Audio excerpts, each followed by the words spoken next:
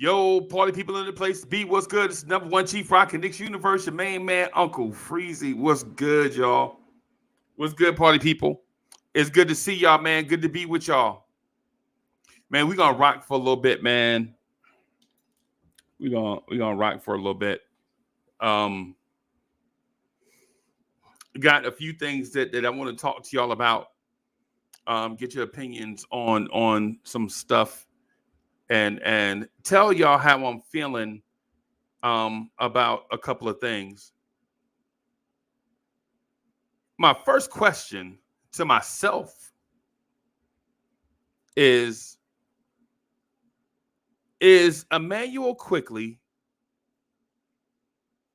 the future of New York Knicks basketball? Is it Immanuel Quickley? I've been saying for about 2 years that RJ Barrett is the golden child. RJ Barrett is the future of New York Knicks basketball. Right? Not because I want him to be or because of other factors. It's because I think the organization feels like RJ Barrett is the cornerstone. RJ Barrett is the future.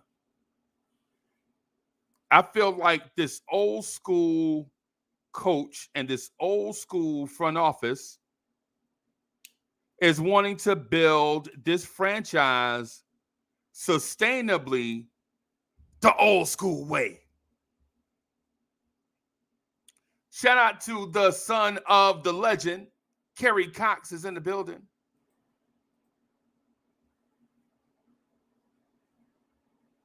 King Ribby, what's good? I see you.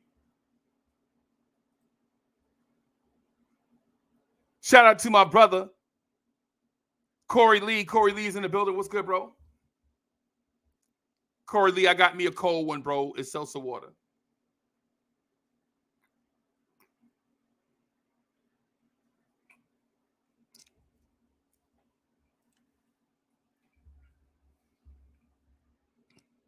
So is Immanuel Quickley the future of New York Knicks basketball, or is Immanuel Quickley Charlie Ward? I got the Iceman cometh poster behind me, man.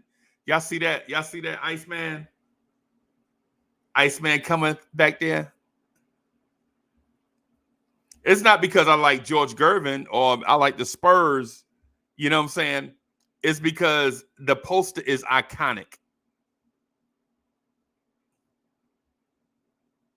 Kerry Cox, I appreciate those kind words. Yeah, man, I'm injured, bro. Yeah. So it's gonna be that I'm on the road. Let's put it that way. I'm on the road to that. You know what I'm saying? So it's not like a quick fix, man. I got stuff. It's the reason why I didn't go see Corey Lee when the Knicks played in Atlanta. Not because I didn't want to see Lee. That's my man. But injuries. You know how I go. Y'all know what it is. Y'all know what it is. You know. But yeah. How far can we go with Immanuel Quickley? Do you pay him? Do you bread up? Do you bread up? Do you bread up Immanuel Quickley?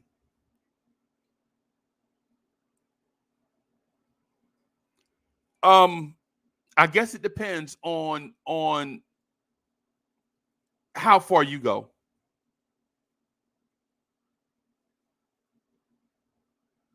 I guess it depends on how far you go with it, right? But like you know what I'm saying? Like first let's who is Immanuel Quickley in your eyes?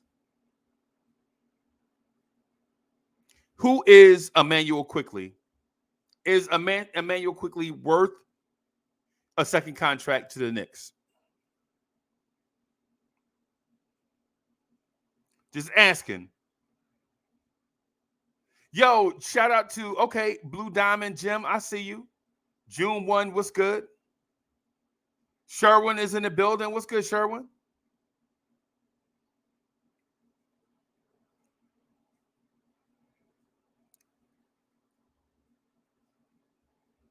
So let's ask the question: who is Immanuel Quickley, right? And what role does he play in the future? Is he Charlie Ward or is he Michael Ray Richardson? There's a scale. There's a scale. You have to determine where Quickley is on that scale of importance, right? You have to understand where he is on that scale of importance, and then that way you could figure out how important he is to the organization. Is he the future? Let's see. Let's figure out who he is together, right? Because by now we have enough data to determine whether he's at the low end. I'm talking about value wise, not in terms of player. In terms of value wise, does he have a Frank Ntilikina value? Or does he have an RJ Barrett value?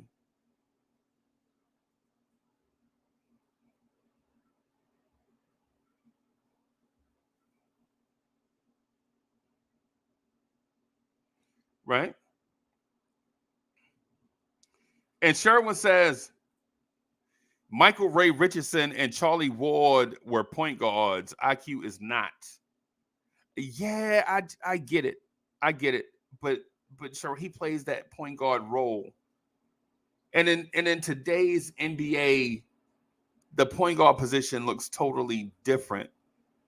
You know what I mean? Like, is James Harden a point guard? No. Is he a playmaking guard? Yes. Is Luka a traditional point guard? No. But is he an excellent playmaker facilitator? Yes. And so someone asked me, they were like, well, you say that about Luka and Harden, right? And even Grant Hill to an extent, but you swear Magic Johnson is one of the greatest point guards ever, right? And so my point is, no, Magic Johnson is different.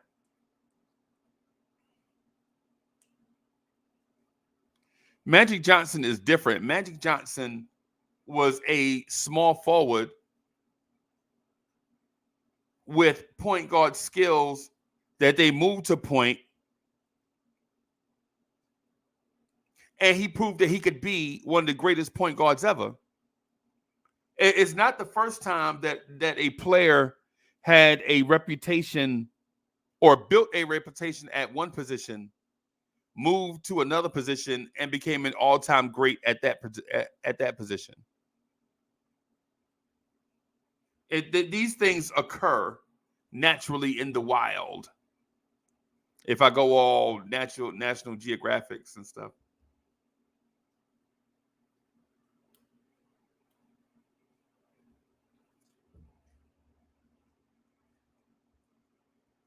So with the Immanuel Quickley thing, is Quick a point guard?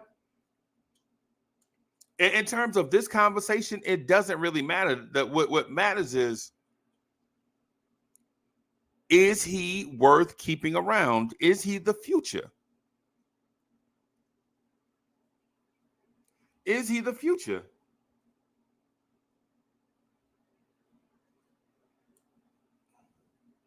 And Diamond Jim, thank you for that. Diamond Jim says his value has doubled since the Donovan Mitchell discussions. Indeed. And Sherwin says Harden is a point guard. Harden is a pass first point now. Hey, these things occur naturally in the wild, right? James Harden in high school was a jumbo 2/3. Arizona State, he was a 2 that was a deadly shooter. Oklahoma City, he was a 2 strictly with playmaking skills, right? And now he's developed into is say closer to point guard than he is to shooting guard, right? Right? But hear me out. Because we hold the point guard position sacred, right? We hold the point guard position sacred, whether we admit it or not. Whether we admit it or not. Yo, IKBM Dre is in the building. What's good, bro? Whether we realize it or not, whether we agree to it or not, whether our egos allow us to admit this or not, as we view it now, is the John Stockton, Mark Jackson type of point. Ideally, in a perfect world, our gold standard, whether you admit this or not, and I know a lot of you will disagree with me, but I will refute you on it and battle you on it. Not battle you personally now, so don't take it personally because I don't. But just on this topic, that the gold standard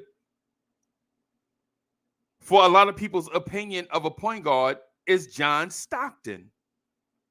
And he may not be your favorite, but when I hear you build a point guard, when I hear your point guard archetype, it is John Stockton. When I hear you say, when I hear you say a point guard, I hear you say, I want a pass first guy that can knock down shots and defend, have an impact on the game, control the tempo, understand time and score, be an extension of the coach. All of that is John Stockton. Is that what you want Immanuel Quickley to be? Because there are other point guards that played this game even before Stockton that did it differently, and they do it the same way that got, for instance, Oscar Robertson. People say he wasn't a point guard. They say he was more like a 3. He was just an undersized 3. He was kind of like Grant Hill. Nah, he was a point guard. He was a point guard, man. He was a point guard.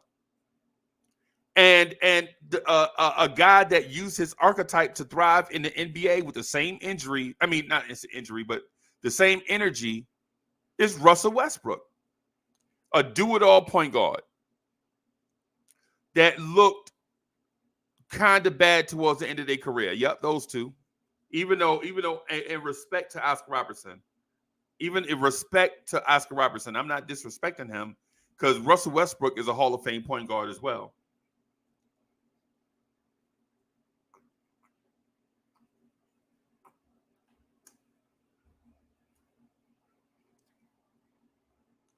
Kerry Cox brings up another archetype. But the thing is, Mark Price is not the originator of that archetype. It's Jerry West. Jerry West probably goes down in the history books as a shooting guard. But when you watch Lakers games, you know who ran the point. Like, you know who the point man was. You know who the primary facilitator was for those Lakers teams. Jerry West.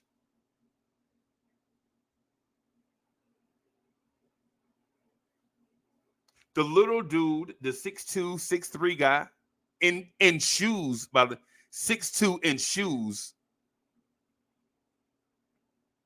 That was the jitterbug on the floor that controlled the tempo.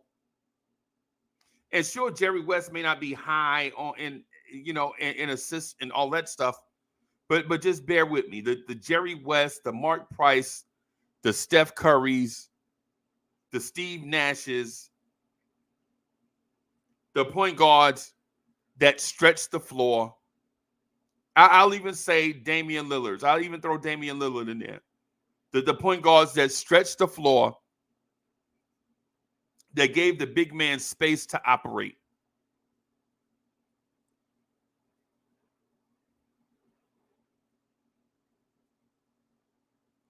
And so you have these, and I'm getting back to the Quickley thing, and this is, I'm pointing these things out because Quickley is a point guard, but I want to express to everyone how the point guard position looks different, just like the quarterback position in the NFL looks different to everybody.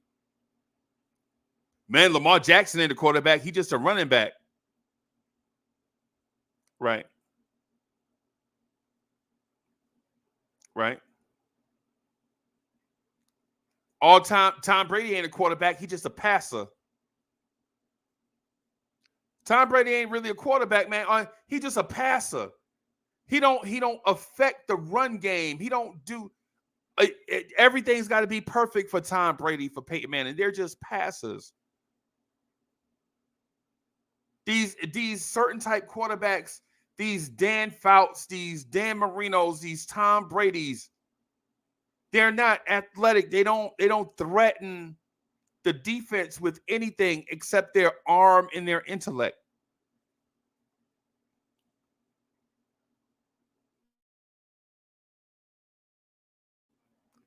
They're just passers.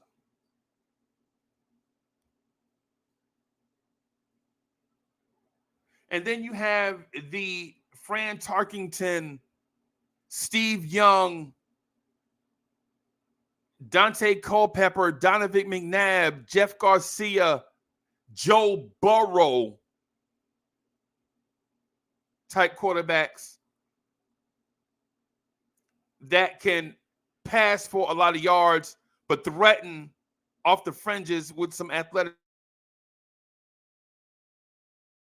Vic, Lamar Jackson, the kid from Philadelphia, I forget his name, Hurts.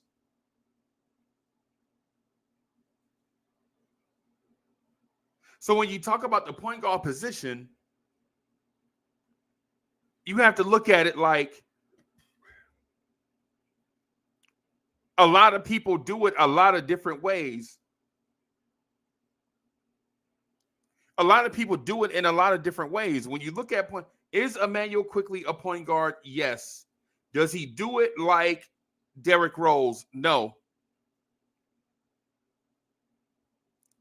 Does he play the position like John Stockton? No. Ultimately, what you'd like to see have from your point guard is him use all of his God-given abilities physically, matched up with his intellect and his experiences in coordination with the systems that the team wants to run. And I know that's a lot, and that for that reason, playing point guard is difficult.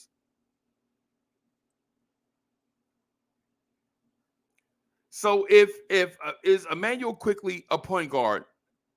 If he is not, does that decrease his value to the Knicks? If he is, does that increase his value to the Knicks? That's a question that we have to ask. Do we not keep him if we don't believe he's a point guard?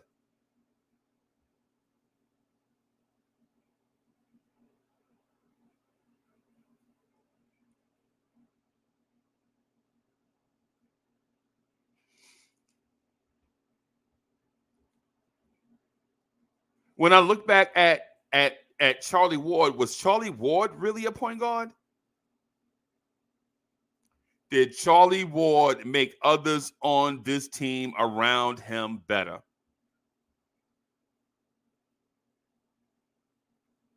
Did Charlie Ward stretch the floor from three? Did Charlie Ward offensively threaten defenses? And if you have a question about any of those things, then how do you call Charlie Ward a point guard? And I know what we're going to say, well, it's a different era. Of course, that is an era. This is an era. The eras before him were eras. But the point guard position,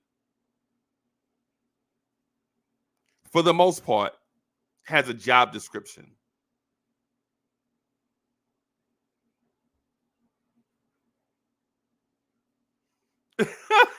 Sherwood.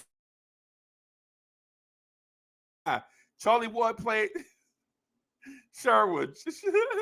Sherwood, he played 10 years here, man. Let's give him his flowers, man.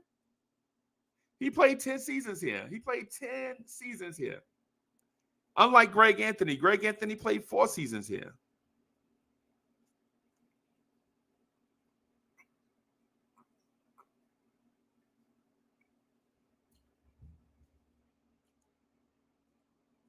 But my point is, how you view Quickley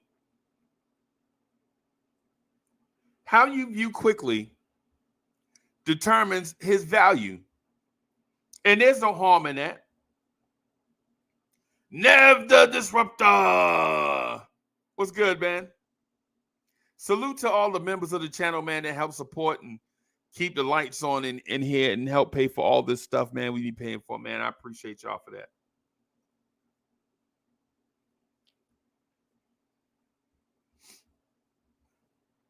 Just one last thing on Charlie Ward. I had this conversation with somebody, and I shouldn't have, but I did. They were like, man, Charlie Ward didn't bring you nothing. He wasn't. And I had to remind this person that during that time, Charlie Ward, even though he didn't show it, Charlie Ward on most nights was the most athletic dude on the floor. On most nights. Don't get it twisted.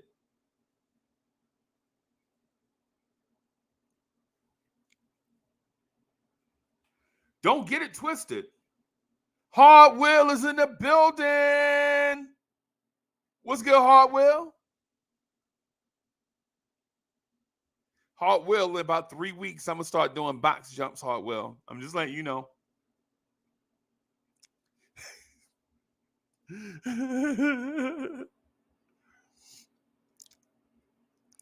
On most nights in the NBA, Charlie Ward was the most athletic dude on the floor. And yes, I'm talking about in the 90s. Yes. Don't get it twisted how great an athlete Charlie Ward was. A dude told me that Greg Anthony was more athletic than Charlie Ward.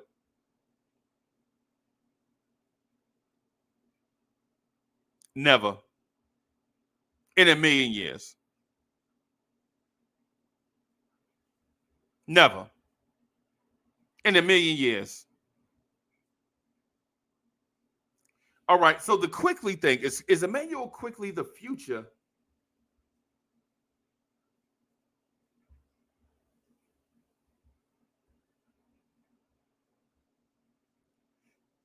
Ivory 10 says Charlie Ward wasn't very athletic, though. No, that's Ivory 10. Let me remind you that Charlie Ward won the Heisman Trophy.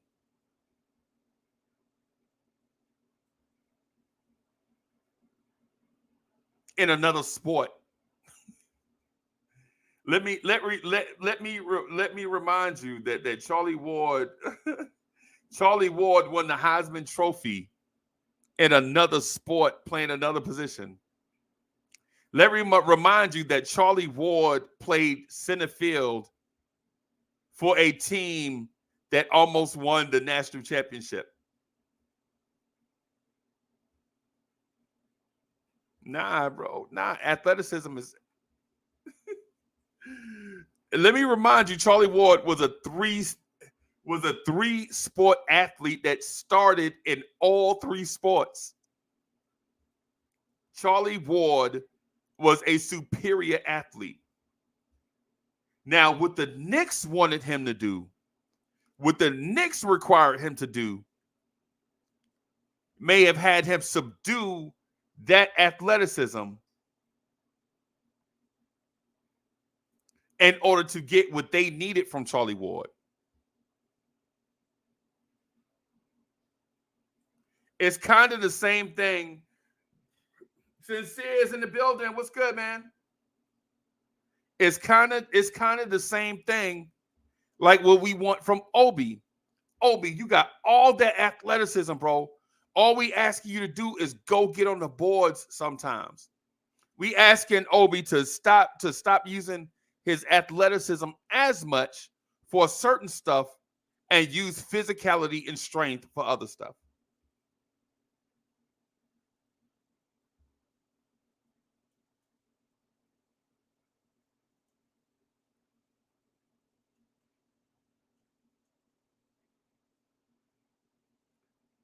Frederick in the building. What's good, Mr. Frederick? What's happening?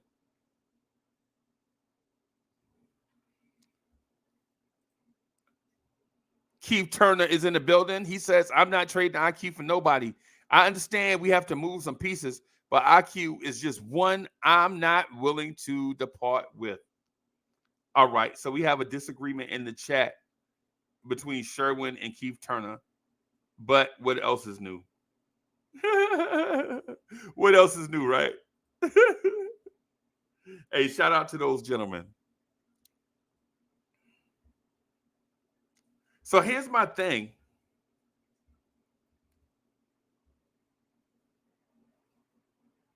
What value does Immanuel Quickley bring to the Knicks long term?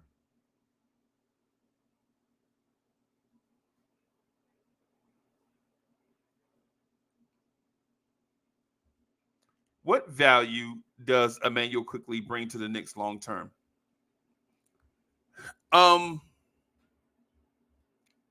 If you want my completely neutral, non-biased, non-partisan opinion of what Immanuel Quickley is, if you want my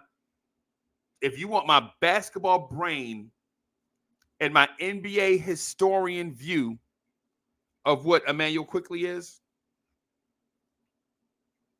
and this is me taking off all of my Knicks stuff and just being frank with you, just a NBA historian, a guy that knows NBA basketball, a guy that knows what he's looking at. Immanuel Quickley is one of the best young guards the Knicks have had in the last 40 seasons. Is Immanuel Quickley better than Charlie Ward? Yes. Is Immanuel Quickley better than Hubert Davis? Yes. Is Immanuel Quickley better than Greg Anthony? Yes. Is Immanuel Quickley better than Frank Ntilikina, Damian Dotson, Alonzo Trier, John Jenkins, Billy Garrett, Ron Baker? Absolutely, positively, yes. Is Immanuel Quickley better than Darrell Walker? Yes. Mets is in the building. Hey, Mets, I'm talking about guys that I'm talking about young guys that the Knicks brought in. Now, I'm not putting him in the Allen Houston class. Relax. Relax. That's the RJ Barrett conversation. Is RJ Barrett better than Allen Houston? Yes.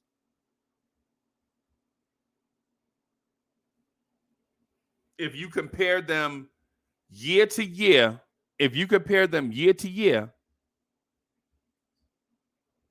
right? Here's my thing with Quickley, and this is from a non-biased, non-partisan NBA historian guy that played basketball perspective. Immanuel Quickley is one of the best young guards the Knicks have had in the last 40 years. Is Immanuel Quickley better than Langston Galloway? Yes. Is he better than Tony Douglas? Yes. Right? You legit have to compare Quickley in his role to guys that played similar roles. You can't complete. That's like you and me compare Quickley to Clyde Frazier. That's ridiculous. For one, Clyde Frazier is head and shoulders better, and Clyde Frazier actually had a bigger role on a better team.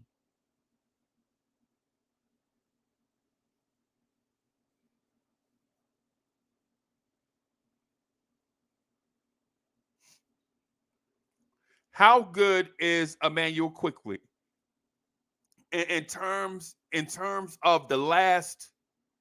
Let's say from 1980. From 1980 to present, I'm willing to go out on a limb and say that there may be only that the Knicks have acquired when they were young, right? Not 25, not 24, 25 like Allen Houston. Allen Houston was a 3 or 4 year college player and a 3-year player in Detroit before we got him. You have to put him in a Jalen Brunson type category. A J.R. Smith type category. Is Allen Houston better than J.R. Smith? Yes.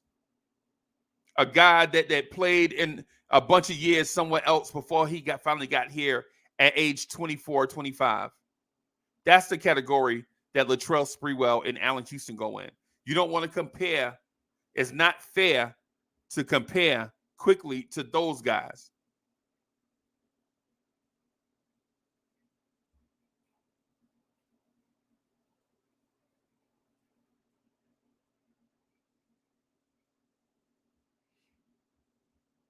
If you ask for my unfair assessment, yes, Immanuel Quickley is one of the best guards that the Knicks have acquired since 1980.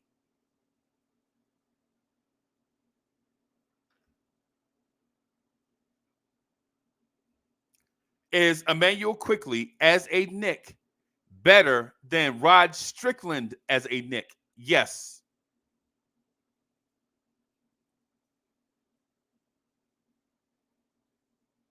Yo, Jigga's in the building. What's good, boss? I see y'all doing big things over there. I see y'all doing big things, man. Okay. Hey, Jig, y'all got it. No!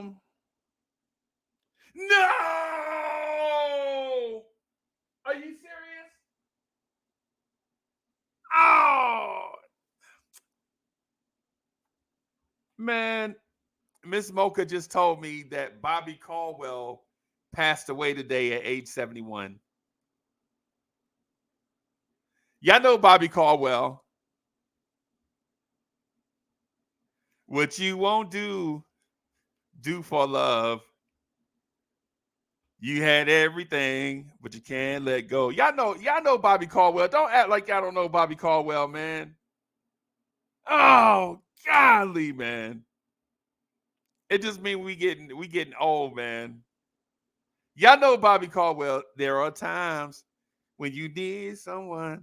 Yeah. Oh, God, leave, man. Dang it.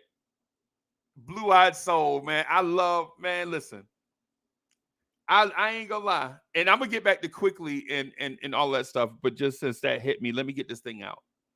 I love some Blue-eyed soul, y'all. I ain't gonna lie. Some Bobby Caldwell. Some Miss Mocha. What's the dude that's on John B. I forgot about John B. Some John B. Some Hall of Notes. Hall and Notes, man.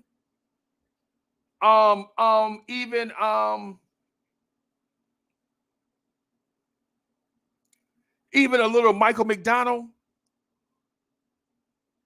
even a little teeny bit, even a little bit of Phil Collins away from Genesis. I like Genesis too, but Phil Collins away from Genesis, yes. Some Steely Dan. Oh, God dog it. You gotta, boss lady, you gotta stop texting me when I'm, God dog it. Now I'm distracted. The Doobie Brothers. Oh, the Doobie Brothers. Yes, sir. In Chicago. Oh, my God, man. Saturdays. Oh, my God. Man, come on, man. Come on, man. Come on, man. Oh, my gosh, man. Oh, my gosh. Met said some Corey Hart. Oh, okay, okay. Yeah, man. I'm sorry about getting. Man, I hate it, man. Salute to the legend, Bobby Caldwell, man. Salute to the legend, Bobby Caldwell. Yeah, man. Salute. Let me try to get back. Let me work my way back to the Quickley thing though. Right? Like, well, what type of impact does Quickley have on the Knicks long term? From an unbiased standpoint, I think um from an unbiased standpoint, I think the Knicks as an organization have to keep Quickley because, and this is just me, not being a Knicks fan, just me separating the two. The Knicks as an organization have a hard time drafting and developing young talent that can contribute to a winning rotation. The Knicks as an organization have a hard time doing that. And so when they finally get it right, they have to stick with it. When the Knicks get it right, they have to stick with it because they're not guaranteed as a franchise to get it right again for a while.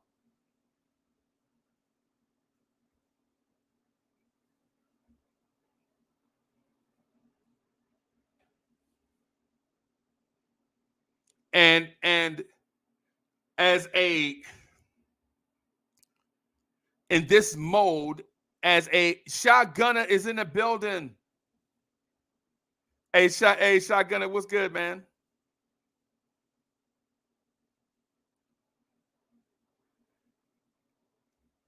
As a conscientious observer for this point, right?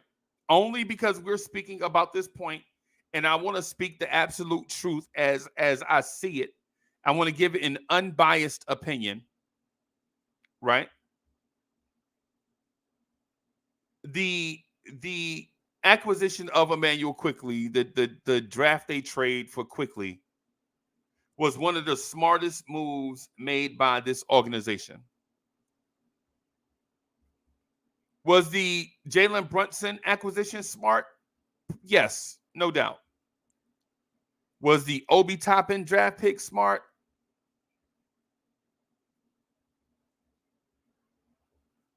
Let's wait and see. Let's wait and see, right? Let's wait and see on that. Right? But the Knicks as an organization, when given the opportunity to make a franchise altering draft pick, they don't do it well. Right? So when you do it well, you have to stay the course with it if you're the Knicks. And this is just me being totally honest as an NBA fan, as a basketball fan. Right? Yeah, I know that. Yeah, told y'all from the beginning, man. From day one, I was a basketball fan first, right? I didn't start watching basketball because of the Knicks. I was playing basketball outside with my friends when I was little, like 5 years old, 4 years old, whatever, and was a fan of basketball first in the streets of Jersey City. And then the Harlem Globetrotters was my first favorite pro team. I didn't know they were Santa Claus, right? I didn't know the Harlem Globetrotters were Santa Claus at the time.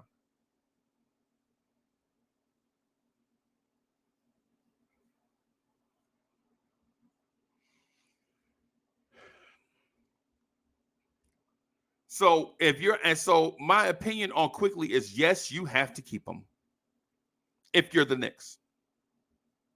Because what we do know about the Knicks as an organization, and this is just me having a set aside opinion, like being non-biased, the Knicks don't always do well in free agency. And the Knicks don't always do well in the draft. Right? Where the Knicks seem to do well sometimes is trades. Sometimes that backfires on them for taking a risk, but sometimes it pays off tremendously. Sometimes it pays off for them.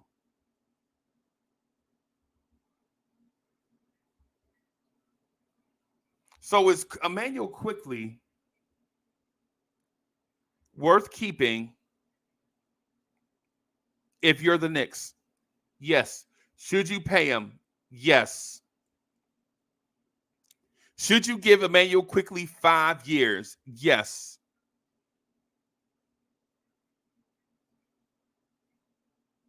Right?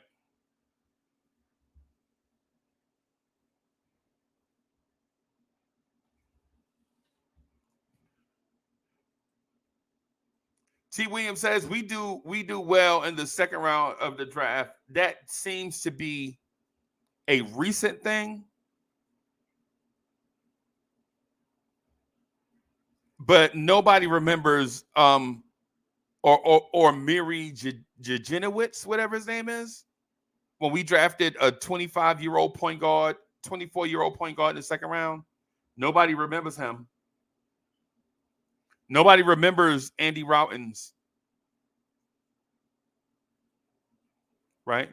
Nobody remembers Harrelson, the 6'10" center out of Florida that can knock down the corner three. And Knicks fans was like, why is he shooting corner threes? We don't need a center that can stretch the floor. We need a center that can bang. Yeah, remember that?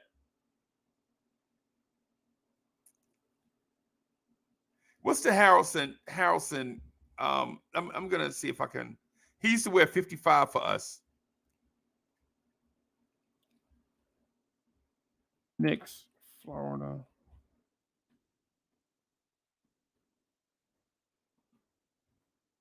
Not Donnell Harvey, not him.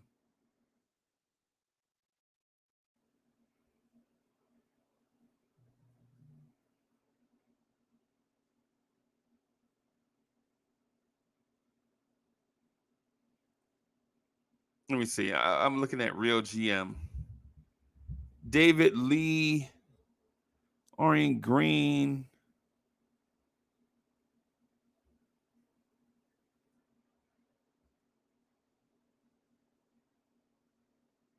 Why is he not up here? Chandler Parsons, Nick Calathis, Maurice Spates, Corey Brewer, James White. Okay. I don't see his name up here.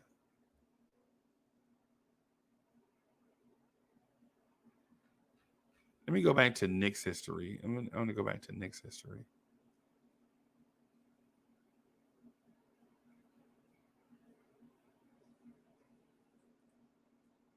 Let me see. Y'all had Miss Geraldine is in the building. What's good? I'm trying to find his name now because I'm intrigued by him. I want the Knicks draft history. Let me go to Knicks draft history. And then go back here to. I should be able to find it really quick.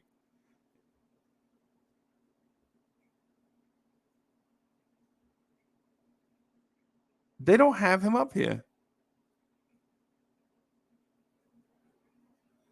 Dejon Thompson. Wow. Nobody remembers Andy Routins. Trevor Ariza. Slavko Vranis. Marseille Lamp.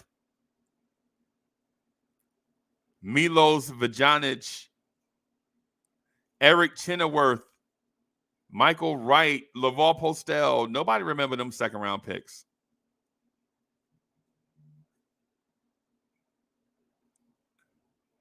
Nobody remember. Or yeah, that's him. Or Orjan Jaranaz, whatever his name is. Nobody remembers him. We did well with Mitchell Robinson, right? Anybody remember that the Knicks drafted Kyle Guy? But anyway, Knicks in 26 was good. Knicks in 26 is in the building. Let me get back to my point though.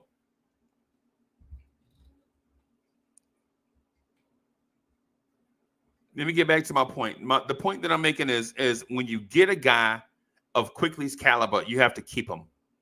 You have to give him his 5 years. You have to give him his. What's a fair number for Quickley? Evan Fournier is making $18 million a year right now. Is Quickley better than Evan Fournier?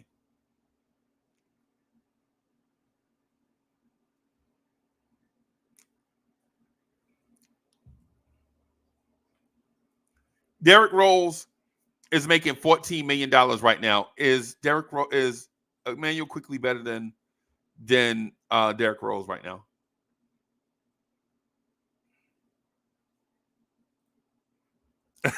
Shotgunner says 4 for 120. Man, if you don't sit down, Shotgunner, no, don't sit down. Don't sit down, Shotgunner. Man, Shotgunner, if you don't stand up, he said give Quickley 30 mil. Yo, Shotgunner, don't sit down. Stand up, bro. Stand up. Yo, the morning brews in the building. What's good? Hey, what's good, boss man? What's good, boss? Hey, Nixon 26 says 5 for 150. Wow, y'all are what? You want to give Quickley 23 mil a year? Yo, what are Quickley haters at? Let me find some Quickley haters. Quickley haters, what are y'all paying? Quickley haters. Yo, Quickley, what are Quickley haters at? I need the Quickley haters. Quickley haters, what are y'all giving Quickley? What are y'all giving up? 2 for 25?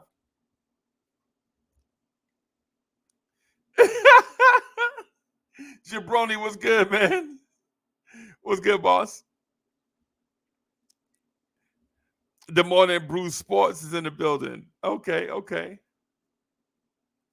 Shotgunner, yo, you got a minute? You want to come on and talk about this?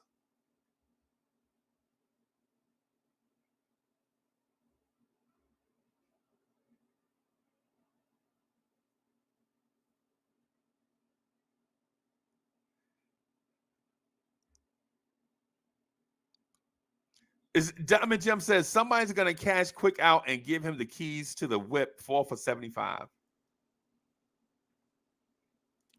All right, how you want me to send the link? How you want me to send you the link?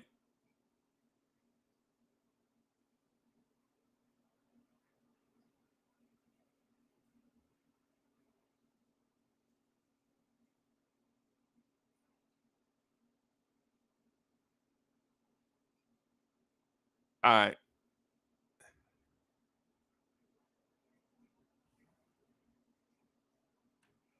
All right, I'm gonna put the link in the chat, right? Yo, listen, man. And listen, the feedback is that some of y'all have been coming on here and y'all have been whack, and I've not been canning people, right? So all I'm saying is, if you whack, I'm gonna have to start canning you. That's all I'm saying. The feedback is like, yo, people are like, yo, man, we don't come on because you let people come on and they just be crazy. Yo, the organic is in the building. Organic Fanatics was good. Yeah.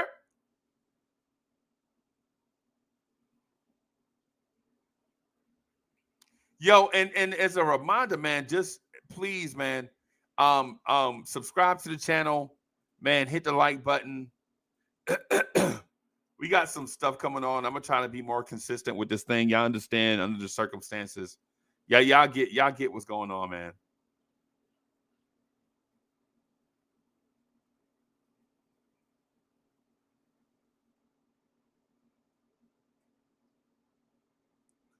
Kerry Cox says IQ gets Fournier money.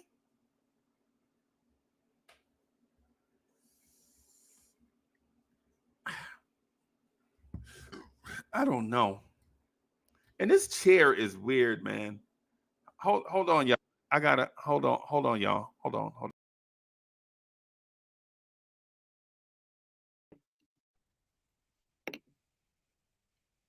Yo, what's good? What's good, guys? What's good? Salute, guy. What up, Uncle Freezy? Yo. I can't believe what I'm hearing. You just said that Quickley's getting Fournier's money.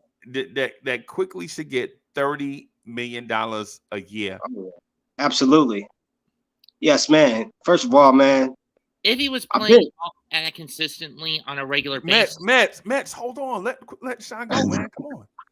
Shout out, Salute. Yeah, hold on. I'm gonna get to you. Hold on. Let my man finish. And then when he finished, then we'll let you go ahead and chop it up. I just wanted to get, because he said 30 million. And I just wanted to clarify what he was saying.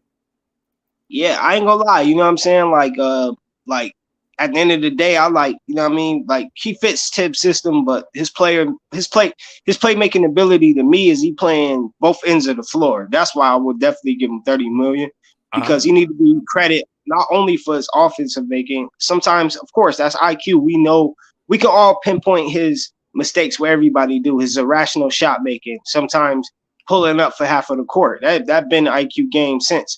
But nobody talk about his defense this year. People do, but they slight on it. To me, he's making an effort because he can switch off on players, and he getting boards now. So I'm rewarding that. You know what I'm saying? Not just offensive wise. You know what I'm saying? You talking about the complete player? Look at him as a complete player, right? So you didn't let so Mets didn't get a chance because you said all that stuff where you could have just said Quickley is a complete player. Yeah, you know how I do that. Yeah, hey Mets, you see how he beat around the bush, all of that just to say that Quickley is a complete player. But go ahead, bro. Complete point guard. I heard a comment saying that he should be getting the Fournier money. Do you really want Quickley getting the Fournier money? That's essentially still more or less around $48 million of a 3-year albatross contract this team still has on the books, more or less. And I don't want to give Quickley that much. Maybe 15 to 20 million, because my issue with him is he can be very hit or miss on both ends of the ball. Sure, right now he's playing a consistently good game, but how long is it until he falls off? But Matt, my question to you is, what do you want from your point guard? You know what I'm saying? A lot of people like Jalen. I love Jalen Brunson. You know what I'm saying? But outside of his flashiness, is he giving you what IQ giving you defensively? Is he giving you what IQ giving you on the boards? And I would say that's slightly a landslide no. It's not just a no. It's by far no that he's not doing that. And I'm not bagging on Brunson because he's a Knick and I'm a Knick player. But I focus on that. And that's something we've been had on the bench. So think about all what we did when we went to the Dallas Maverick game and all the scouting and not even attempting to play Quickley last year at a point guard. And it just make Tibbs look kind of stupid because it's like people like, oh, I heard a lot of takes was he wasn't good enough. Maybe he wasn't good enough to start, but like, what now? My whole point ever been since I've been on Bloss Tears is when Quickley starts, and Uncle Freesley always attest to this. He is like a Tyrese Max type of player. And that's how when he gets over 23 minutes a game, he's definitely like a Tyrese Max type of player. So that's always been my consistent. And and I would ask you, is Tyrese Maxey a starting point guard in the NBA? Yeah. Okay. You would say, yeah, right? Okay. What I want to say to I just want to clarify something with Mets though. So Immanuel Quickley is not inconsistent on defense. Right now he defends guards, and his defensive rating against guards this season is 107.9 when the standard is 113. That means when Quickley comes on the floor and defends guards, their scoring goes down by 6 points. So I understand what you're saying. Now the rebounding is inconsistent, right? Right. But you know, when you're 6'2", 6'3", you're gonna have that type of thing depending on matchups and all this type of stuff. You know, when you go against a big team, sometimes a dude 6'2" is not gonna be able to get 10 rebounds. Yeah, I mean, you know what I'm saying? And we're facing a relatively big team this weekend in the Nuggets. Right. And by big, I mean size, not in terms of how good they are. Right. What I would say to the Quickley thing is from a Knicks perspective, I don't care what the contract is, just resign him. But from a just a pure basketball person's perspective, I think if the Knicks don't resign Quickley, they're crazy. What's going to happen is Immanuel Quickley, if they trade him, say for instance, and this is the worst case scenario. Say for instance, the Knicks get greedy and get the Spurs offer a first round pick for Immanuel Quickley. I think you see a James Harden type impact with Immanuel Quickley on the San Antonio Spurs, a wayward team with no direction. They just need leadership. You know what? I'll give you another example. I give Jalen Brunson. We saw firsthand where a guy that people said he can't do the point guard position because of this, or this. For Jalen Brunson, they said he was too small, too slow, not athletic, wasn't a great shooter, all these things. And then he comes to the Knicks, and he is the point guard that the Knicks had desperately been looking for. Mm-hmm. And sometimes teams do that. They don't know what they have until they see that player on another team. You know what I'm saying? Hey, Mets, we saw it firsthand with the dude Mike Piazza. You remember Mike Piazza? Yeah. You remember how the Dodgers were like, man, we're not going to pay $7 million a year for a catcher? Come on, man. Come on, man. And they let him leave, and you see what he did with the Mets, right? Mm-hmm. At least until the injuries started to catch up with him. Yeah. And sometimes teams just don't know. They know he's good, but they don't know. They weigh things differently. Sometimes it's just odd, right? And so my thing is, if you're the Knicks, I think you definitely have to go in on keeping Quickley, right? Right. Now, what the pay for him is, I'm not for sure exactly on what scale. I know. I feel confident in saying that Quickley is somewhere, his worth is somewhere between 15 and 25 mil a year, somewhere in there. I don't know exactly where, because it depends on the years, right? Because if it's shorter years, then I could. You could see Quickley walking out if we give him fewer than like 2 or 3 at the most. Yeah. I could, if you give Quickley a prove it contract, disrespectfully, like, hey man, take this 3 for 70. Quick, like 3 for 70. I'm a Knick. 3 for 70, and sure, that's above 20 mil a year. That's kind of like 23, 24 mil a year, right? But if you're 23.6 a year, I think. Yeah, so yeah. On average, and Mets and I talk about on average. I know that it might be ascending or descending depending on what they agree to, but but essentially, if you're the Knicks, you want to ink Quickley to a 5-year deal, right? Right. Like you did Mitch in terms of the length, and then the dollar amount you want to compensate well up front, and then have it progress as inflation and things kick in, right? So if we say 5 years, 100 million, you could start that number at 18 next season, and then have it be 18, 19, 21, 22, or however the math allows, right? But ultimately, what I'm saying is with a Quickley, you have to give Immanuel Quickley fair market value.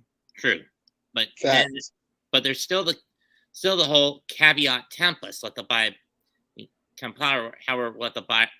beware goes. That there's still the fact we still have a couple of albatrosses on the bench we need to get rid of, and their contracts are still on the books. Yeah, but that has nothing to do with Quickley, though. Or do you think the Knicks are going to try to hold on to them? Space is where I was going with that one. Right. But not cutting you guys off, but the stalemate. I just want to clarify. But Mets, what happens is, so Quickley's in his 3rd year. If you give Quickley that contract, it won't kick in until Fournier is gone. True. Remember, and this is an extension. It's not a new contract. And then there's still Rose we need to find a way to ditch. Yeah. What I was saying. And this was a very small short-term contract, right? For Rose. Yeah, Rose is an expiring contract. And Fournier will be expiring next year. But guys, the stalemate, the elephant in the room, really, what I would say is really that we stuck.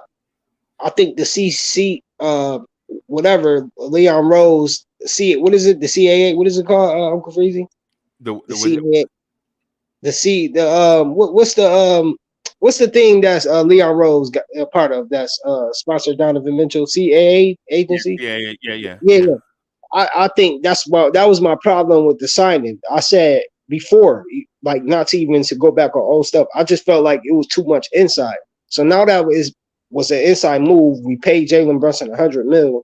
We signed his friend.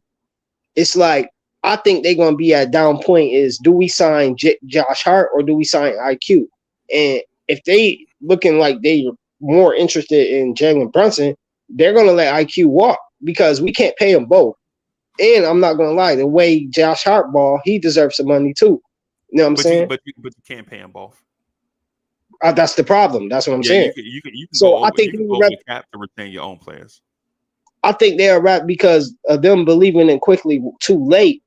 I think they'll let him walk for Josh Hart, which would be a terrible move. I would love to keep both players, but that's where Jalen Brunson signing tie into because it ties everything up, which we should have focused on the Donovan Mitchell trade. So what you're saying is that essentially the Jalen Brunson signing is essentially an anchor that by the end of the year, whether it's Quickley or Hart who has to walk, it's going to tie us up both down. We tie the team down regardless. Regardless, because we got to pay somebody. I mean, at the end of the day, both of those guys deserve a contract. They do. Yeah, you know what I'm saying? Okay, so you're missing a certain thing, right? So Quickley is right. Next year, he's going into his 4th year where he's eligible. Yeah, that's right. You're right. This summer, Josh Hart has a player option, right? Okay. So if, say, Josh Hart, for some reason, turns down his player option, and he won't, right? But say he plays under the $12 million or whatever it is next year, and Quickley plays out his 4th year, and both become free agents in the summer of 24, right? Then we have that issue that both of y'all are talking about, right? Okay. But Josh Hart this summer in 23 has a player option that he will certainly decline to get more money in more years, right? So that means Hart will be a free agent this summer, and towards the end of the summer, Quickley and the Knicks will start to negotiate. You remember RJ Barrett didn't sign his extension until September, remember? Mm-hmm. Yeah. right? Until September 1st, I think it was. Yeah. Right. And so the thing is, the thing is we're putting those two together, but they're not imminent. They're not tied together imminently, right? Is think about Rose and Hart in the summer, and then Fournier and Quickley the next summer, right? That's the way that we should be looking at it. And then plus two, other dead money comes off the books, like the dudes that we brought in and cut and all that stuff, dead money. And I don't know if Noah is off the books. Maybe Noah came off last year, but if he didn't come off last year, he'll certainly come off this year. 2016, 2017 was when we got him. 17, 18, 18, 19, 19, 20. He would have come off the books like 2 years ago or last season. Right.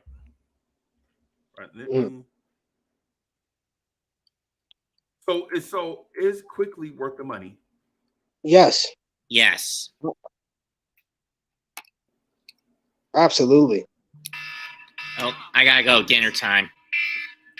All right, boss. Yeah. So is Quickley worth the money? What I would say is what I would say to that is it depends on what money you're offering, right? And so the thing about Quickley's worth is establishing what worth you're looking at, right? Right. So if you're talking about Quickley 5 for 150, I question that.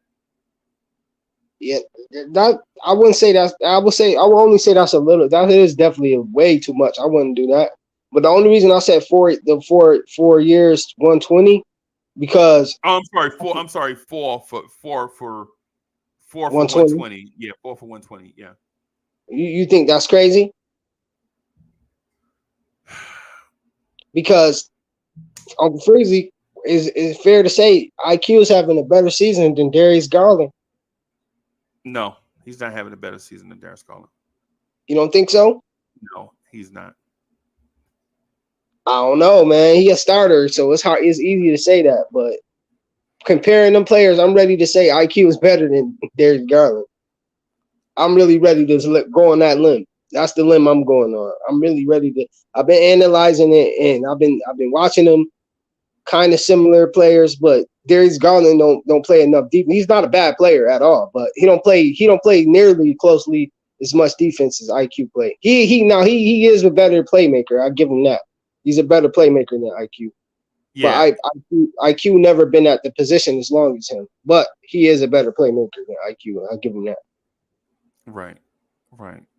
Well, okay. So the Darius Garland IQ thing is I think might be a stretch. I don't want to compare them, right? But I'll tell you who I would compare them to, and it's still a stretch. It's still a stretch, but it's still a stretch. But I'll compare them anyway. I want to compare Immanuel Quickley and Jordan Poole. Right? Chat. Y'all up for this? Y'all want a piece of this, or should I move on? That's another good one. Jordan Poole versus Immanuel Quickley. I got IQ. Who would you rather have, Jordan Poole or Immanuel Quickley? And I'm not going to tell you to preface your answer. I'm just going to tell you to say what you feel. Just say what you feel. Right? Right. I got IQ. As a matter of fact, I'm gonna put a poll up. I'm gonna put a poll up. Let me see. Let me bear with me, Shotgunner, because I wanna. First of all, it's good to see you, bro. Oh, salute, man. You know what I'm saying? First of all, it's good to see you. I'm glad to have you here. I feel mad comfortable on the screen when you be here, man. Yeah, you know man. That's man. I'll be tuning in, man. I've just been a little busy, man, but I'll be tuning in. Yeah, man. Oh, I see you. I'm seeing. I'm just saying a lot of us miss you miss you being up here. Yeah, salute to the chat, man. Salute to everybody, man. Salute to all the Knicks fans, man. We winning, man. We way above 500, man. It's a good Nothing to complain about. That's why y'all ain't see me complaining. But y'all know, man, I don't mean to toot my own horn, man. I've been saying this 5 months ago, man. I just wanted to know what that backcourt of IQ and Spider would be like, man. I think that would have been amazing, man. Like I said, I'm taking the wins. I'm loving the way we playing. Definitely a defensive team. We looking like when we went to the playoffs against the Atlanta Hawks, we looking like that team. You know what I'm saying? I love Jalen Brunson. You know what I'm saying? But I just felt like we didn't need. I just felt like I just felt like this was always going to happen. I just felt like IQ was going to play to his potential, and then it was just going to be like, okay, it's just like, what do we do now? You know what I'm saying? Now that we got Jalen Brunson locked up, and Jalen Brunson kind of he loved it. He attached to the city now, so it's like no reason to let the kid go just for, you know what I'm saying? Like, so it's just like, yeah, you know what I'm saying? So now it's like, I don't know. But then again, we drafted IQ. So it's like he hits some potential to deserve some type of money. You know what I'm saying? I think like you said, 3 years, 70 mil, anything like that, 4 years, 80, that's like an insult. That's an insult to me. Yeah, the 4 years, I think is what they have to offer, because I think you have to. I think you can't get the 5th year unless you get the max. Right. I don't think he deserves the max. Yeah, of course.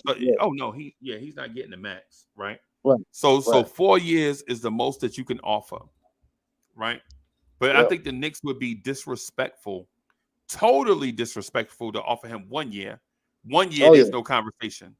2 years is very difficult, right? You're very disrespectful. That's like 2 years is a prove it deal. Right. 3 years, it's like both teams don't know.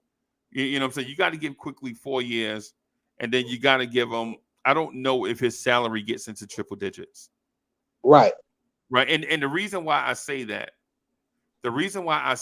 right, is because in this season, the highest paid Knicks player is Jalen Brunson at $27 million. Basically, 28 is 27.7. Right. The second highest paid player is Julius Randle at 23.7, which is egregious. Yes. The third highest paid player is Evan Fournier at 18. Mitch is 4th at 17. Rose is 5th at 14 and a half. That's crazy. And Josh Hart is 6th at 12.9. Right now, hey, Knicks fans, think about what I'm saying to you. A 2-time All-Star in Julius Randle is getting paid a base salary, or a salary with unlikely incentives, of $23.7 million. That's crazy. That's crazy. Julius deserved a max. Right. And so at the same time, Evan Fournier makes 18 mil. Rose makes 14.5 mil. Right? That's $32.5 million on the bench chilling. Dead money. Oh yeah, that's IQ money all day. Right. Right. If you're IQ, in my opinion, if you're IQ, there are no options. No team option, no play option. We're gonna commit to each other. Right? Right. Yeah. We're not gonna do these Kevin Durant type contracts 2+1 with a player option for the 3rd year. The LeBron, you know what I'm saying? The LeBron contracts. Yeah. Right. So they can stay being the highest paid player. They do the 2+1 so they could stay being the highest paid player after 2 years. Right? If you're Quickley, right? The only way I agree to anything less than 4 years is if I get a no trade clause. Right? If you got me for 2 years, if I sign 2 years, there's a no trade clause. Right. I get to pick where I want to go. Basically. Right. Yeah. You're not getting ready to ship me off to Boston and I'm gonna be the 10th man. That's not happening. Right. Or you're not getting ready to trade me to say the Houston Rockets. Right. Nah, you ain't getting ready to ruin my career. I'm a commodity, but not like that. I want to have some control. Right. Right. if I'm gonna do, you know what I'm saying, if I'm gonna look out, like if we're gonna negotiate and work out a deal to where it's like we have the money, but we trying to keep Josh Hart. We want to keep this core together. You know what I'm saying? Definitely, I would ask for some negotiation like that because you got to have some type of leverage. You know what I'm saying? Because he's a great player, man, and that's what I've been seeing in him. You know what I'm saying? I've just been seeing flashes of greatness, man, and I just felt like. But that's where I feel like I get what you're saying about the 4 years.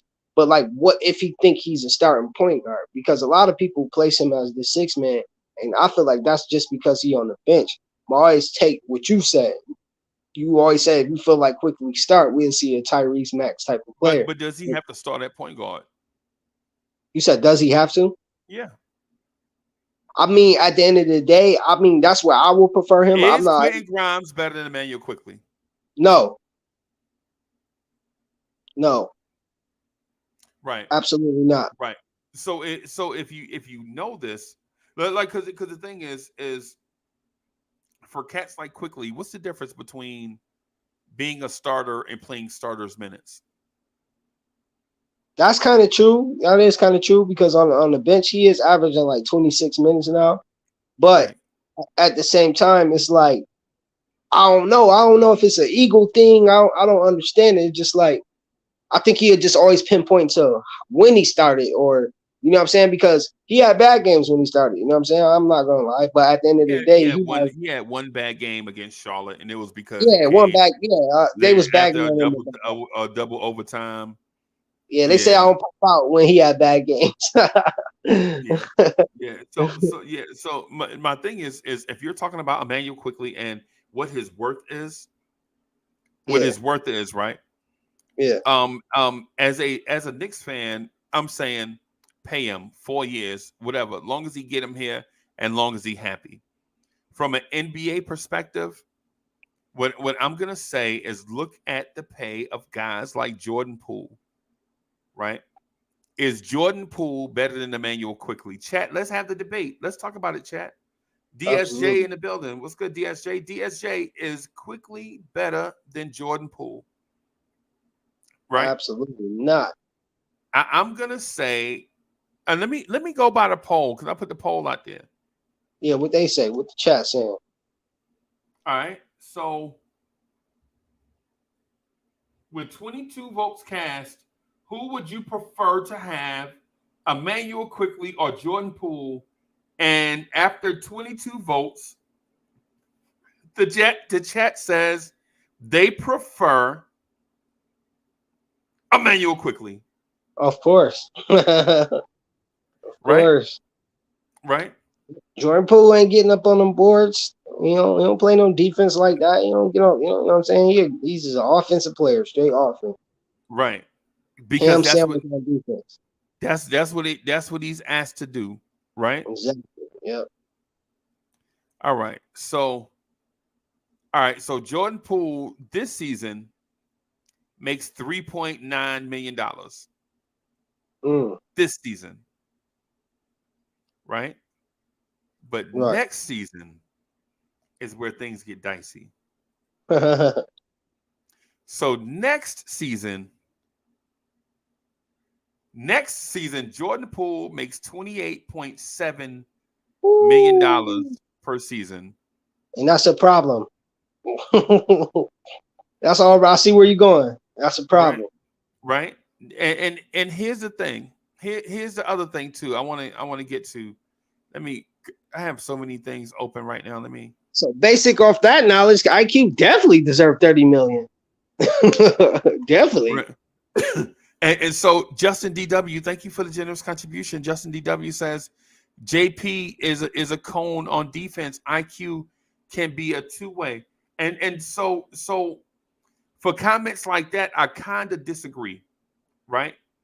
Because Immanuel Quickley is not a two-way player. Immanuel Quickley is elite on defense. Yeah. Right? The whole thing, let me rephrase this. Let me put this out here for Knicks consumption. Immanuel Quickley is an elite defender. And I've been furnishing proof based on the NBA's own website that tracks their own stats that you can't argue with, because those stats are from the NBA, and they say Immanuel Quickley is an elite defender. Facts. This year he stepped up. But we say as Knicks fans, we downplay data if it doesn't suit a narrative. What I'm saying is let's not let this be narrative driven. Let's let this be fact driven. Right? I want to search for a thing, man. I don't like doing it on screen, man, because it always takes too much time, and then I'm just sitting here scrolling, and people are like, "Hey, man, why don't you talk about something?" And I'm like, I want to talk about something, but I want to research something too. But the thing is, Jordan Poole is a good NBA player. Let me not downplay him. He's a good NBA player, right? He's definitely good. He's a good NBA player, and in his role, what's required of him, he thrives in his role. Yeah. Right? He thrives in what the Warriors want him to do. The Warriors ask him to do a certain thing, and he does it. Right, like you say, he do what he's told to do. You know what I'm saying? Right. Yeah. He does what they ask him to do. So he plays 30 minutes. He averages 20 points a game, right? And he shoots 42.8% from the floor, 32.9% from three, and 87% from the free throw line. And for that reason, Shotgunner, for that reason, I brought him up as opposed to compared to Quickley. Look at these numbers, right? Can you see them? Are they too small? Yeah, I see it. They small, but I can see it. Yeah. All right. So for those of y'all keeping track, for those of y'all that say Immanuel Quickley is not an efficient scorer, right? Jordan Poole takes 16 shots a game, and he shoots it at 42.8%. Is that good? No. It could be better. Yep. Jordan Poole takes 7.9 threes a game, right? And he shoots 32.9%. Is 32.9% from three good? No. It could be better, right? Jordan Poole shoots 87% from the free throw line, right? Right. To me, chat, to me, yo, Soulfinger is in the building. What's good, Soulfinger? Woodshed 1914 is in the building. Woodshed in the building. Okay. Hey, Woodshed says, who called Quickley having the most star potential on the big one? Hey, man. Hey, I missed the big boss man roundtable. It seemed like people don't have time no more. I used to love doing it on Saturday nights. We just don't have time no more. I don't, I'm just throwing that out there. but anyways, let me get back to the point. The reason why I brought up Jordan Poole is because people not Quickley for a certain thing, right? Right. And when other players in the league do the same thing, they give that player praise. I was just about to say that they praise it. It's the weirdest thing ever. Right. You see, it's right here on the screen. These are facts. This right here is ESPN.com. Y'all see the logo. Right. I see it. I'm going to try to make it a little bit bigger. All right. So I'm trying to make it a little bit bigger, right? Hopefully y'all can see it now. Oh, yeah. Right. Here's the thing. Jordan Poole takes 16 shots a game, 42.8%. Right. He takes about 8 threes a game, shooting about 33%. Right. Takes about 5 free throws a game. Right. Knocks them down at about 87%. Right. He's 52.4% on his 2-point field goals. So what I'm asking you as a Knicks fan is, do these numbers look familiar? RJ Barrett. Do these are similar to Immanuel Quickley? And look, and I stated those numbers, right? Now I'm going to change teams. Right? I'm going to find the Knicks. Let me see if I can find the Knicks. Right?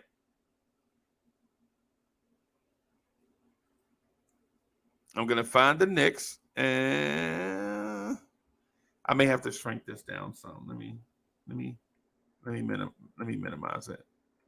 Okay.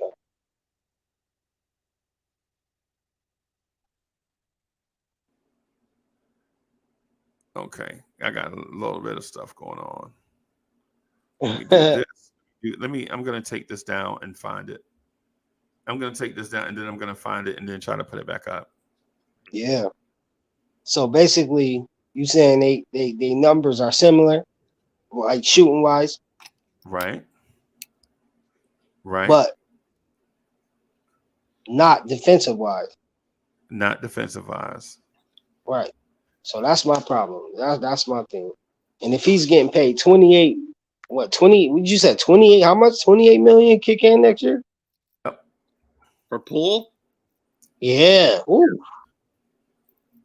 That's they might have to renegotiate that. Right. They gave him way too much. All right. I'd say cut that contract down to like 22, 23 million a year for him. Right. Yeah, I already negotiate that. I'll try to rework that contract ASAP. Right. And so you see the numbers right here on the screen. We want to deal with facts and not opinion, right? On certain stuff. So Right. The first thing that jumps out on you is that Jordan Poole takes 6 more shots a game than Immanuel Quickley. Right. The second thing that jumps out at you is Immanuel Quickley's field goal percentage. For those that say he's inefficient, Immanuel Quickley this season is shooting 44.5% from the floor. Right? That's two percentage points higher than Jordan Poole. Right? They're only taking 10 shots a game. Yep. 36.2 from the behind the arc. Right. I got it, Mets. I got it. He's 36% from 3, right? On less attempts. Quickley takes 5. Poole took 8. The difference is Jordan Poole shoots a higher percentage from the free throw line, right? Jordan Poole shoots about 87%. Quickley today is shooting 82%, right? Right. And then when you combine that with the defense that Quickley plays, an elite defender, it's not what we say, it's what NBA.com says. Yeah. Right? It's what NBA.com says. I'm trying to go to NBA.com as we speak, right? But hey, Matt, I'm sorry for cutting you off, bro. I just want to get that out. What were you gonna say? Well, the main difference is basically on shot limit, on how their coaches limit their shot, how many shots they take. I mean, we know how Tibbs can be very selective with his shoot, with how many shots he gives a player that's not either Brunson, Barrett, or Randall. Whereas Steve Kerr is willing to cut loose with all of his players, let them take as many shots as they want. At least that's from how I've seen from the few handful of Knicks games I have been able to catch down here. You know what I mean? Right. I mean, that makes sense. Right. I wouldn't disagree with that. Right. So I'm sorry. The thing is, Steve their Kerr, offense is more open. Like they run more run and gun, and we're more set up plays. You know what I'm saying? So they're going. Steve Kerr's formula has been basically come out firing out of the gate, and basically flood the field with shot after shot after shot. Whereas with Tibbs, it's take your time, find the poke, find the spot you're comfortable with, and then let it loose. Okay. Mm-hmm. Basically, it's a shoot. It's basically the guys on the hill in the middle of facing an uphill charge or a downhill charge, depending on how you want to look at it. than on the battlefield. Okay. Okay. I agree. Right. So Immanuel Quickley. So NBA.com has Immanuel Quickley as ranked as the numbering system is off here for some reason. But anyways, it's now I need to find a number of games played because I don't like this whole adding everybody to it. A number of games played, IQ played. Yeah, I want to limit it to. I want to add the number of games played, because some people listed like Jay Crowder, and he only played like 11 games. Oh wow, yeah. Yeah, I don't want to list. Let me. I'm not even going to search for it. I'm not going to search for it right now. Right, but here's my thing. Ultimately, what I'm getting at is the perception of what a player is and the reality of what a player is are two different things. Quickly, and to that point that I'm looking to make is, if you're a neutral basketball fan, I mean, listen, I'm a Knicks fan. I have a dope Knicks show and I have dope guests come on. Y'all would rock it with me right now, man. I'm having a good time. You know what I'm saying? Yeah. You know what I'm saying? Y'all know I'm a Knicks fan. Y'all know I'm a Mets fan. So y'all know sometimes my stuff is going to be biased. But in this moment, what I'm saying to y'all is this. I believe that certain Knicks get downplayed because of our lack of national welcoming. Like, the national media is not really open to celebrating New York Knicks players. Yeah, I have to agree. Well, considering what both James Dolan and Phil Jackson did to Oakley back in 2017, can you blame them? Right. Well. Right. So Mets, think about this. How fair is that? It's not at all. It's not fair at all, right? That's what I'm getting at.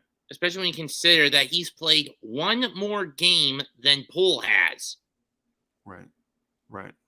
Quickly has played all but one of the games the Knicks have played.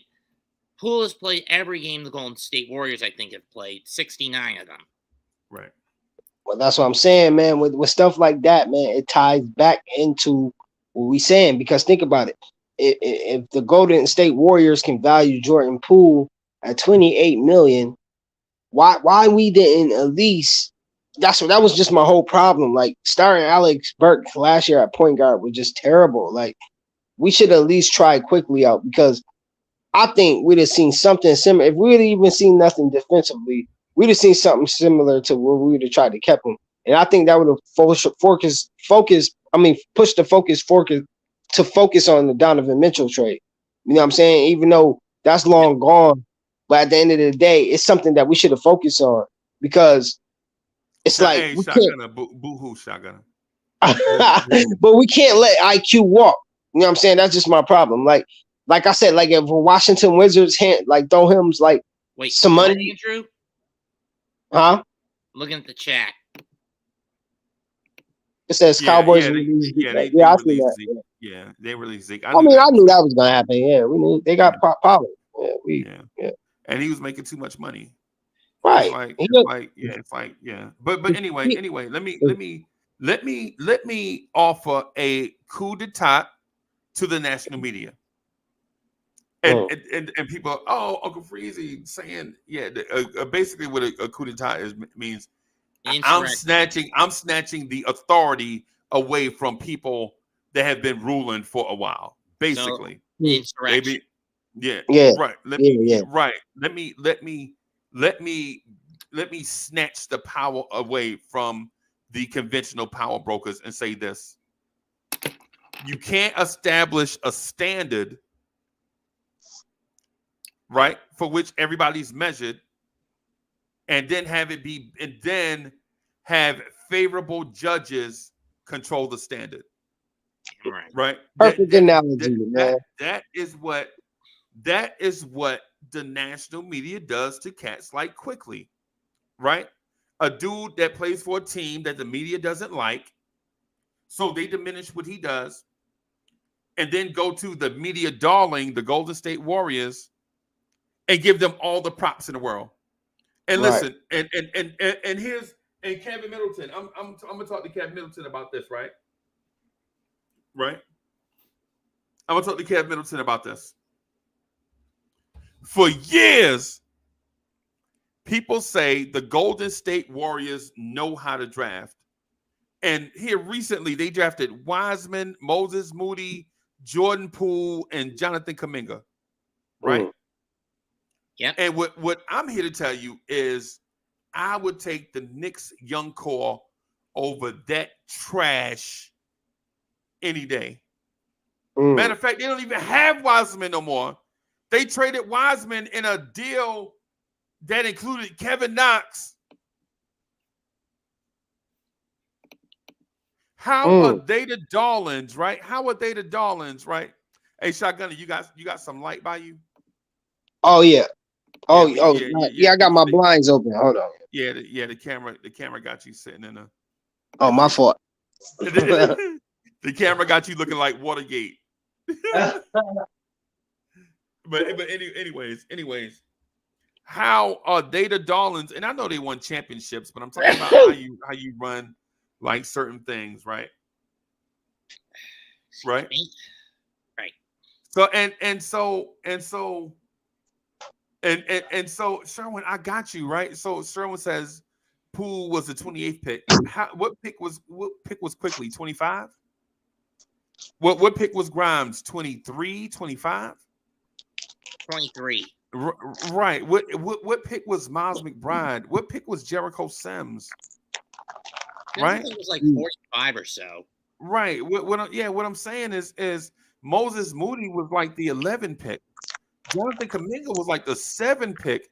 And them dudes are so awful when you watch them play.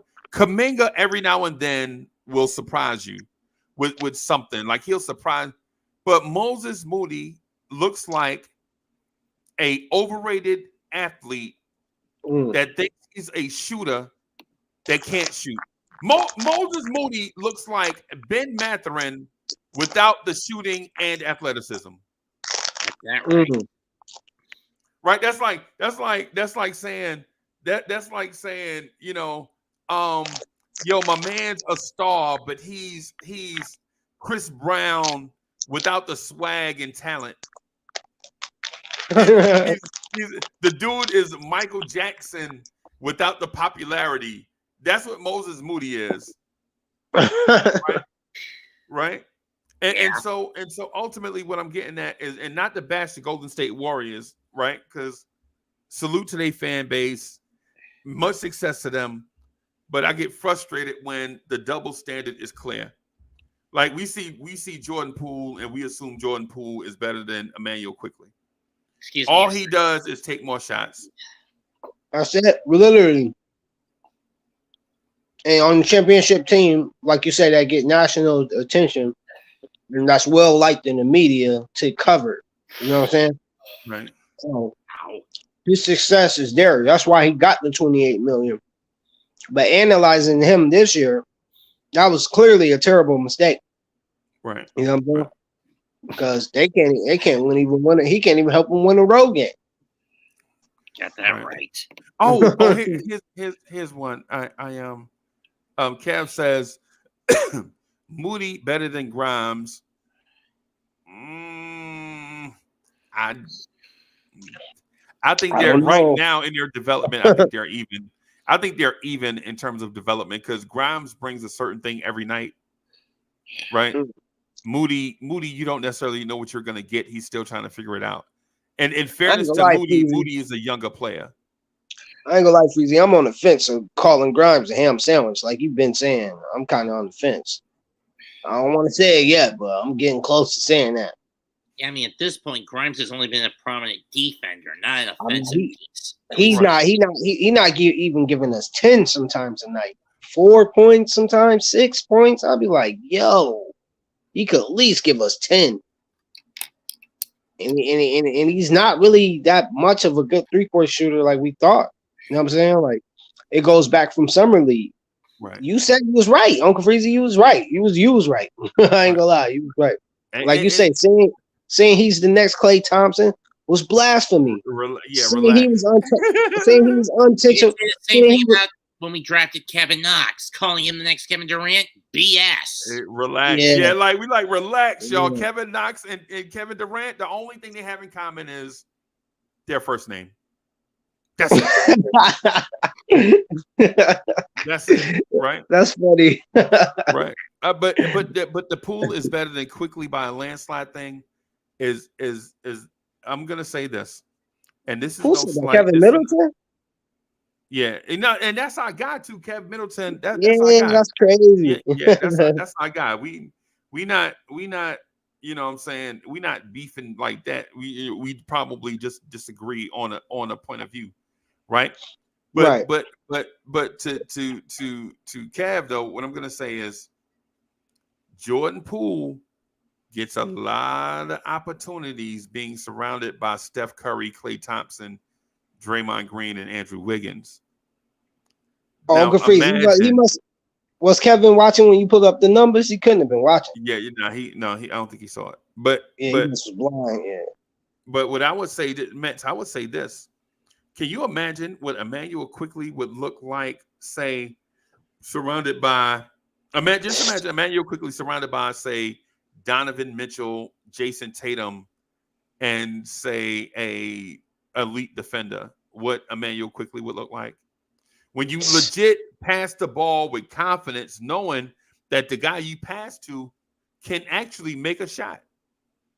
It would be an interesting Knicks squad. Or Uncle Freezy take a swap, or put IQ in Derek White position. What? Make him start for the Celtics. Let's see what he do. You mean with Brown, Tatum, and Marcus Smart? Al Horford and Robert Williams. Right, what Quickley would look like when the eyes of the defense are not on him. I'm talking about defense. Oh my God, I didn't even talk about defense. Oh my God, I'm saying. Well, what I'm saying is that's what I'm saying about Jordan Poole. Jordan Poole is fortunate that he plays in between two of the greatest shooters of all time. Damn right. Right. Yeah. Right now, imagine if Quickley played in the middle of Marcus Smart, Jaylen Brown, and Jason Tatum, just for the East Coast folks, right? Just for the East Coast folks. Imagine Quickley was the starter as opposed to Derek White or whoever they have starting. What? I mean, you can Quickley would average 20 points a game. True. Easily.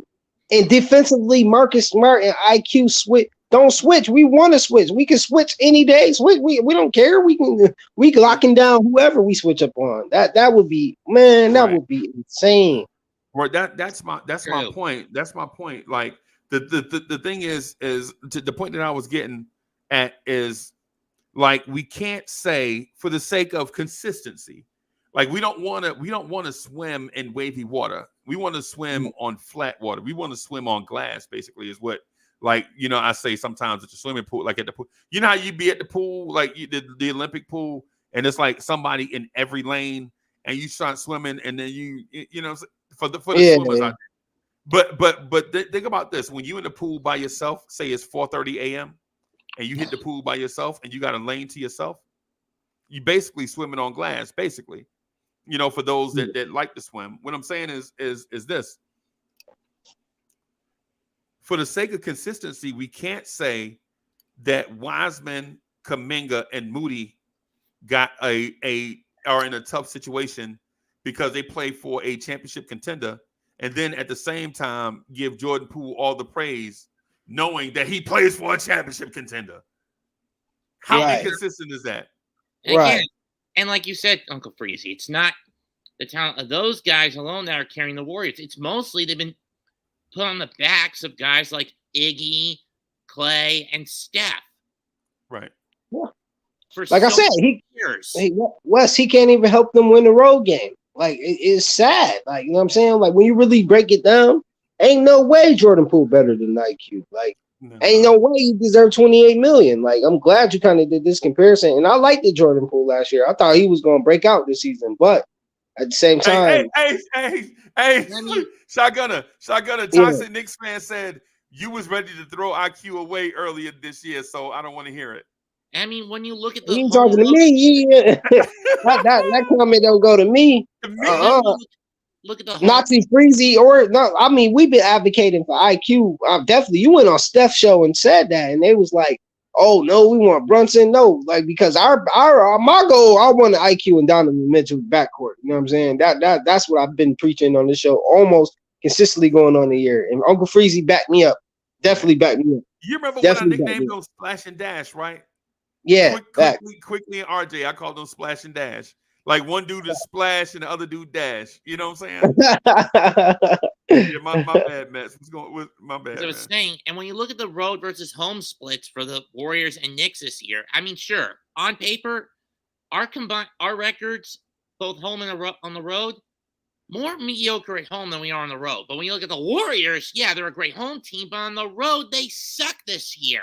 They suck. Yeah, I don't understand it. I don't get it. Like, hey. I mean, you could blame Steph Curry getting injured out of the gate as part of that contributor, but even with his back, they haven't won a lot of road games. I mean, right? Because some of them, what 7 on the road?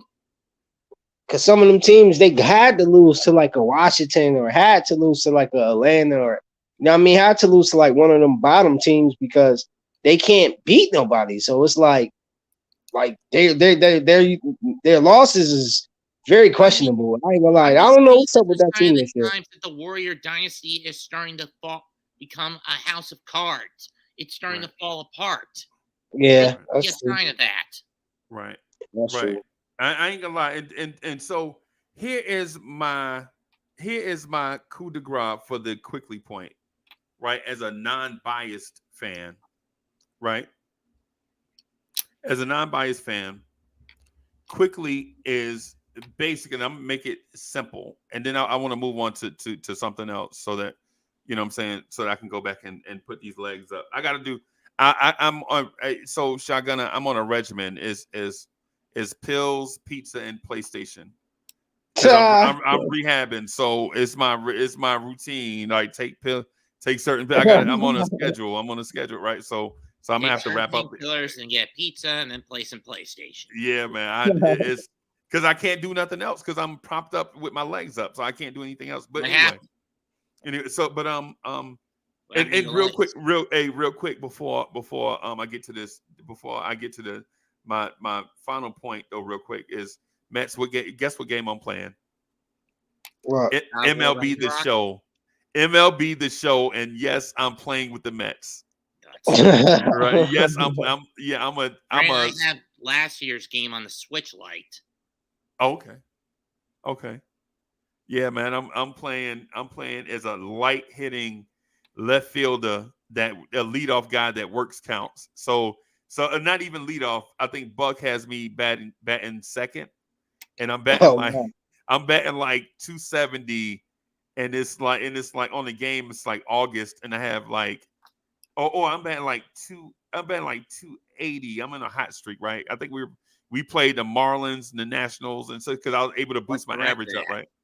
And so I'm batting about 285, 283, but I only have 7 home runs. What's the record? We were in second place to Atlanta. We were like 3 games. We're like 3 games back. It's because our pitchers are getting hurt. So we have a great offense. We have a great offense. We just have bad pitching right now on the game. And I heard our pitchers are hurt. And it looks like it's deja vu with last year. Gee, I didn't want that. I didn't want to say that. I didn't want to jinx it, but you might be right. But let me say this though. Here's my coup de grace for the Quickley argument, and it's simple. It's as simple as this. When you get a good young player, you have to keep them. That's all I have to say about Quickley. Regardless of all the stats, numbers, roster construction, momentum, and none of that matters. When you get a good young player, you have to keep them. Period. That's a good way to sum it up. Yep. So real quick before real quick before I get out of here, man, I want to ask y'all this one thing that I've been struggling with, and I'm hoping it's not true, but it might be true, and I want to get y'all expert opinion on it. So Mets and Shotgun, y'all be patient with me as I try to unravel it, right? It's not the Jean Moran case, is it? No, I don't care nothing about John Moran. It's Knicks related.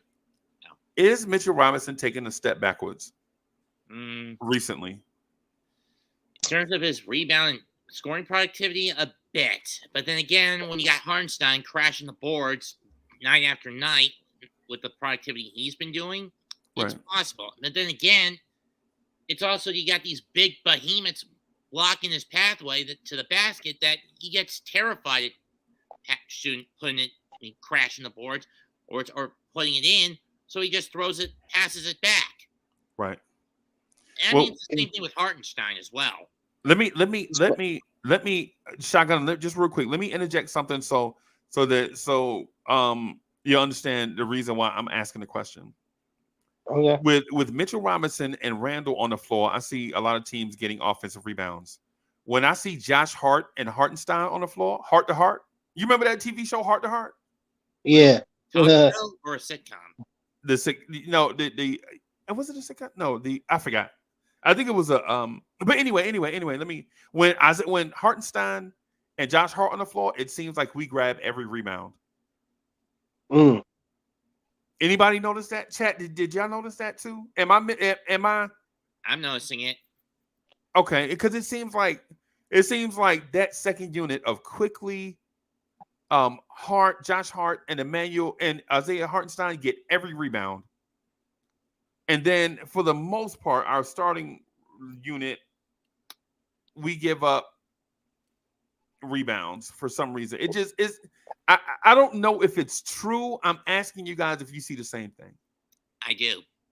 I mean, I just think also I agree with that too, but I'm just saying I also just think Mitchell limited himself because he didn't develop an offensive game. So it's not how is it our fault when all you can do is just lob and dunk. So it's just like it's kind of his fault. That's why I don't really see what he really complaining about when he should have developed some type of hook shot or I don't know, man. Like, you know what I'm saying? He's too young to not, you know what I mean, go work in the off season and call up a Tim Duncan or call up somebody and try to work on some moves or something. You know what I'm saying? He has the advantage to do that. So that's his fault. I didn't want to go that deep. I think Mitch might be hurt. Oh, you think so? Yeah. I'm not critiquing his overall game. I'm just saying he look a step slow at the moment.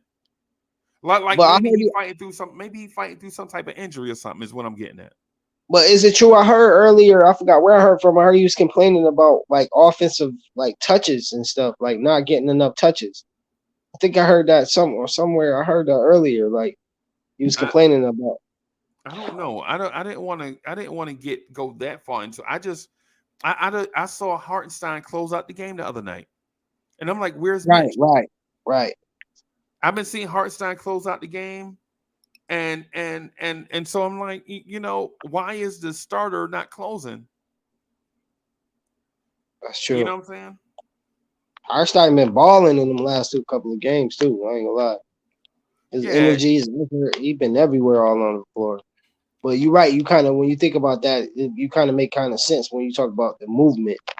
Maybe Hartenstein giving more effort, more of a movement because he probably might be hurt.